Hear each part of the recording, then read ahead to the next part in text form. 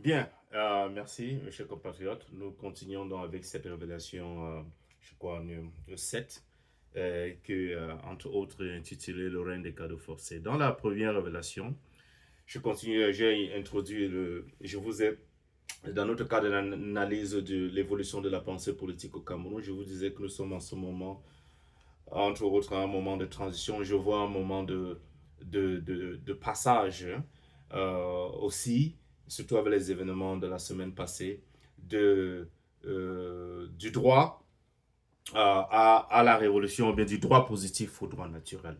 Dans la première vidéo, c'est ce qui a fait l'objet de mon analyse. Et lorsque je chutais dans la première vidéo, je vous posais la question de savoir si la loi n'existe pas au Cameroun, la loi est devenue trop petite pour le Camerounais, toute petite pour contenir, voilà. Parce qu'elle représente une prison. La loi camerounaise devient une prison pour le Camerounais. Le peuple camerounais, et que la justice n'existe pas au Cameroun. Mais je vous pose la question de savoir, mais qu'est-ce qui existe vraiment? À quel système est-ce que... Quel est le système, à quel système est-ce qu'on fait face dans ce moment? Puisqu'il n'y a pas de justice, il n'y a pas de respect de la loi véritable, puisqu'on voit plutôt de l'oppression. À quoi est-ce qu'on a affaire donc?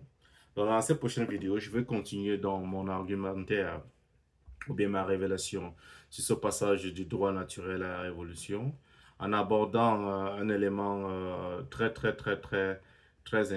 intéressant ici. Bien évidemment, lorsque je fais référence au cadeau de Noël, je m'appuie sur un fait divers qui s'est tenu il y a de cela la semaine passée, je crois. J'ai eu dit que un prophète a demandé aux gens de son terrain, son territoire de contrôle, 25 000 francs pour chaque bar, restaurant pour son cadeau de Noël. Bref, je reviendrai. Mais je veux commencer ici pour vous dire que le cas de Yaoundé, c'est un cas intéressant. Ça m'a beaucoup rappelé Thomas Paine, le grand pamphléteur, le grand orateur des mois et des années qui ont précédé la déclaration d'indépendance aux États-Unis. Et même Thomas Paine, qui a été un très grand orateur et qui a euh, voilà, animé la révolution, qui a mené à la révolution française.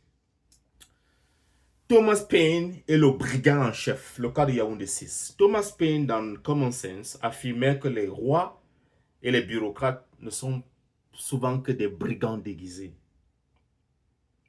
Moi, je vous laisse le choix de vous dire s'il a raison ou il a tort. Vous-même, vous voyez. L'actualité nous en donne la preuve flagrante lorsque nous entendons que le sous-préfet de Yaoundé 6 aurait exigé 25 000 francs CFA à chaque bar, hôtel et restaurant pour son cadeau de Noël. Moi, je ne serais pas surpris. Moi, je ne serais pas surpris par cela. Je sais que ça, c'est typiquement camerounais. Ce n'est pas une taxe, mais ça, c'est le racket, simplement. Ce n'est pas une taxe. C'est comme on dit souvent, je ne sais pas c'est quoi, c'est le hip hop high, quelque chose comme ça. J'ai oublié l'expression.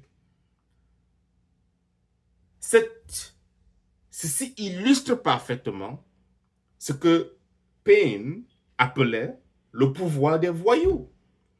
Quand l'autorité utilise sa position pour extraire la richesse des citoyens, sans leur consentement, elle cesse d'être une autorité pour devenir une tyrannie. Le peuple ne voit plus en ce sous-préfet un représentant de l'État, mais un voleur, un homme stupide, un assadiste, pour utiliser l'expression de quelqu'un, qui abuse de sa force et de la force qui lui est conférée. Ce genre d'arbitraire est généralement le carburant le plus efficace pour passer de la soumission à la révolte. Mais je continue de me demander jusqu'à quand est-ce que les Camerounais vont comprendre ça? Jusqu'à quand est-ce qu'on doit vous étrangler? Il faut parfois comprendre que même votre destin, c'est vous. Comment des gens peuvent se rester étouffés comme ça? C'est quelle vie ça?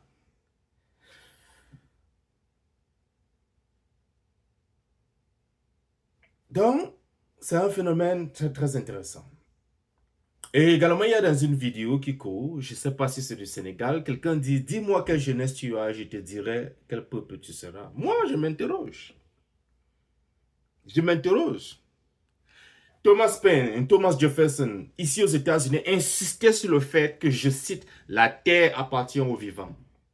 Le système politique camerounais actuel est une main morte, je répète, c'est une main morte qui tente de diriger les vivants.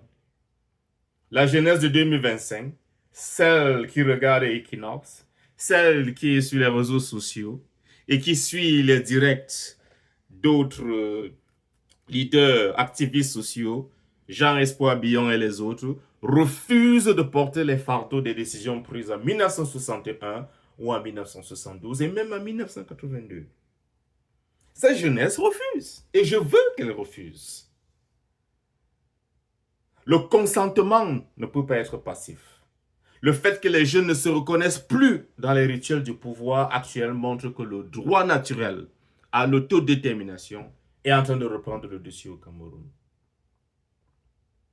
La jeunesse camerounaise continue de voir ses opportunités volées par les taxes de Noël préfectorales. C'est une jeunesse qui continue de voir ses opportunités volées comme ma génération. Et ils peuvent l'affirmer. Et d'autres générations ont vu leur jeunesse et même leur vie volée en termes de potentiel de réalisation, en termes potentiel de self-actualisation qui était volée. Ça, c'est un fait. Et c'est quelque chose qui parfois me remplit beaucoup d'amertume. Pas dans mon cas, mais ceux de ma génération.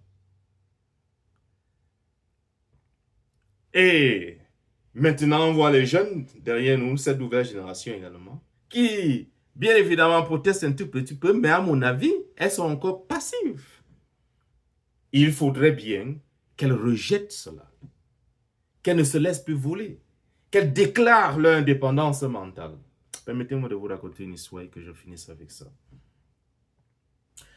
Un vieux politicien, comme un vieux l'a dit dernièrement aux jeunes, mon fils, je prépare ton avenir depuis 40 ans.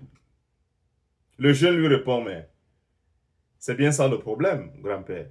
J'ai 20 ans et mon avenir est déjà périmé parce que tu l'as cuisiné avant que je ne sois né. Voilà ce qui se passe au Cameroun.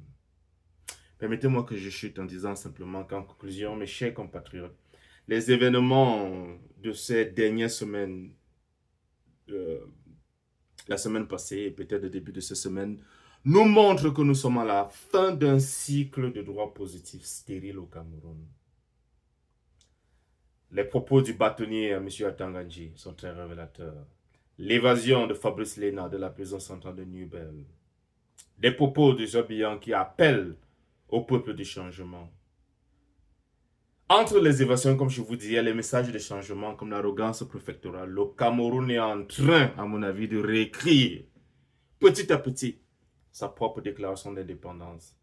Non pas contre une puissance étrangère, non pas contre la France ou bien contre l'Angleterre, mais contre un système intérieur qui a oublié que son seul droit de gouverner repose sur le consentement actif des vivants, pas des morts. Des vivants. Et qui sont ces vivants? C'est la jeunesse camerounaise d'aujourd'hui. Ceux qui sont nés dans les années 2000, fin des années 1990. C'est vous. C'est vous. Donc, comme le disait Thomas Paine, le soleil ne brille jamais sur une cause de plus grande valeur. Je répète, le soleil ne brille jamais sur une cause de plus grande valeur. Demandez votre liberté, demandez votre indépendance mentale, demandez votre droit à la prospérité, demandez votre droit à la réalisation personnelle. C'était Diana Nan. Vraiment que la vérité vous rende libre. Merci encore pour votre attention et à bientôt pour la révélation 8 et probablement 9. Je vous remercie et je répète, dans ces révélations-ci, j'ai essayé d'aborder ce qui me semble évident dans ce que j'appelle mon analyse et mon étude de l'évolution de la pensée politique au Cameroun, l'évolution de la dynamique de la pensée politique au Cameroun. Et comme je l'ai dit, j'ai regardé cette semaine et j'ai vu ce passage et je continue de voir ce passage progressif qui doit être amplifié du droit positif au droit naturel pour le faire de façon simple du droit à la révolution. Je vous remercie énormément et à bientôt.